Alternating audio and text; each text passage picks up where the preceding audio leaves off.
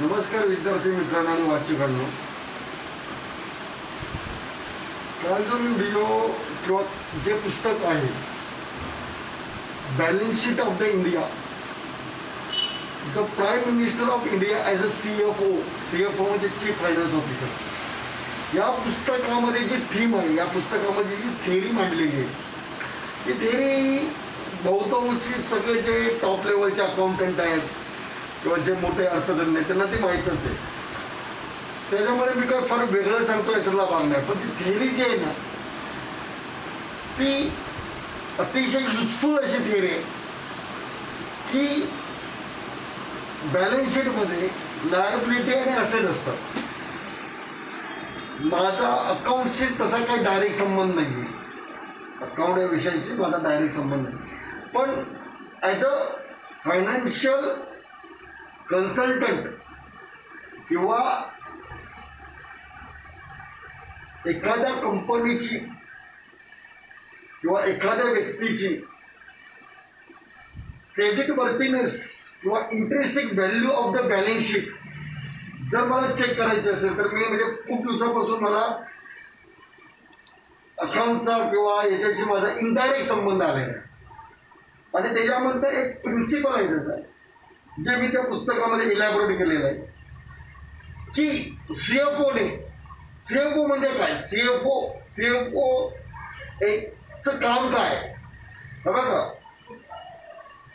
मी जर एखाद्या सीएफओची मुलाखत घेतली का नाही तर मी त्याला पहिला प्रश्न विचारेन की कंपनीचा फंड तो कुठे इन्व्हेस्ट करशील, आणि माझं एक्सपेक्टेड उत्तर काय माहिती आहे का. म्हणजे मला जे एक्सपेक्टेड उत्तर आहे, मी आता ते एक्सपोज करतोय, पण मला जे एक्सपेक्टेड उत्तर आहे, कंपनीने ही पॉलिसी फॉलो करा.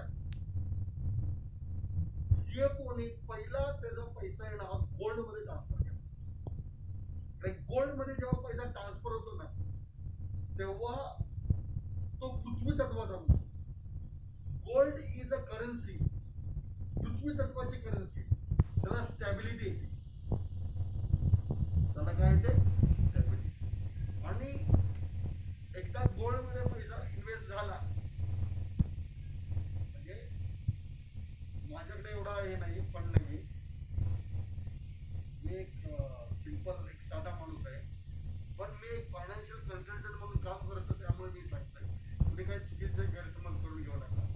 पण एखाद्या सीएफओने, एखादा चीफ फायनान्स ऑफिसरने ज्याच्याकडे कंपनीचा पैसा आहे तर कंपनीचा पैसा त्यांनी कुठे ट्रान्सफर करावा, गोल्ड मध्ये ट्रान्सफर करावा. आणि त्याच बेसिकवर आज ना उद्या गोल्ड करन्सी किंवा गोल्ड बँक काढायचा माझा विचार आहे. गव्हर्नमेंट कसं आहे माहिती आहे की गव्हर्नमेंट अनेक विषय फिरून गव्हर्नमेंटकडे जातो, तो विषय थोडा बाजूला ठेवा. तर याच्यामध्ये एक अशी पॉलिसी आहे की तुमची कॅश जे आहे ना, लायबिलिटी क्रिएट नका करू, ऍसेट क्रिएट करा.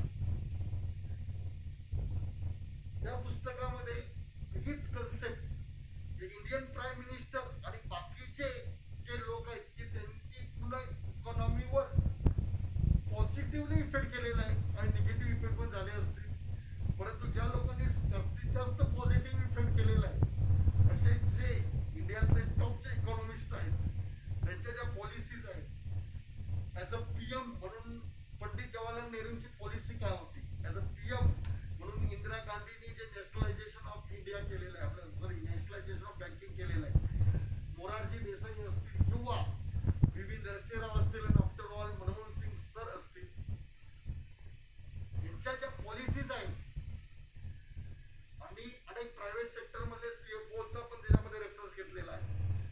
तर या ह्याच्यामध्ये जी एक टॅगलाईन आहे किंवा ज्या कन्सेप्ट भोवती पुस्तक फिरते की ते पुस्तक असं आहे की create the asset not liabilities. काय क्रिएट द ॲसेट, त्याशी जास्तीत जास्त ॲसेट क्रिएट करण्यामध्ये हे झाले पाहिजे. आणि ॲज ऑन टुडे सर्वात पॉवरफुल ॲसेट गोल्ड आहे. जॉन मेनार्ड केन्सला फॉलो करणं बंद करा. आपले मनमोहन सिंग साहेब सुद्धा जॉन मेनार्ड केन्सला फॉलो करतात. जॉन मेनार्ड केन्सला तुम्ही फॉलो करणार, देश अजून जास्तीत जास्त गरीब होणार, सर्वसामान्य लोक अजून जास्तीत जास्त गरीब होणार. जॉन मेनन केन्स हा इंग्लंडचा सीएफओ आहे. It is not a classical economist. John मेनन Keynes is not a classical economist. तो इंग्लंडचा सीएफओ आहे, चीफ फायनान्स ऑफिसर आहे. क्लासिकल इकॉनॉमिक्स म्हणून त्यांना मान्यता देण्यात येत नाही. याविषयी मी त्या पुस्तकामध्ये गेल्यावर